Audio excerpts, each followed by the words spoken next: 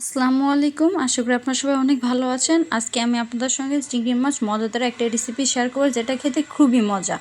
একবার হলো আপনার বাসায় ট্রাই করে দেখবেন। এটা বানাইতে খুবই অল্প কিছু পরিমাণ জিনিস লাগবে এবং এটা আপনার সেহরিতে বা ইফতারিতে ট্রাই করতে পারেন। চলেন দেরি না করে ভিডিওটা শুরু করে। এখানে আমি একটা প্যানে তেল নিয়ে নেব। এরপর যে আমি পেঁয়াজ কুচি ও কিছুটা আলু দিয়ে ভালোভাবে নেড়ে নেব।